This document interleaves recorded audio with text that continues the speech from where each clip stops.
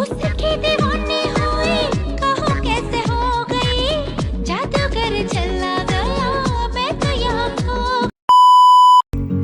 Hello আসসালামু আলাইকুম কাছের মানুষজন ব্র্যান্ড নিউ ভিডিওতে আপনাদের স্বাগতম। ইটস মি ইয়াসিন তারেক থাকছি আপনাদের সাথে, আপনারা থাকুন আমার সাথে এবং দেখতে থাকুন আজকে সম্পূর্ণ ভিডিওটি।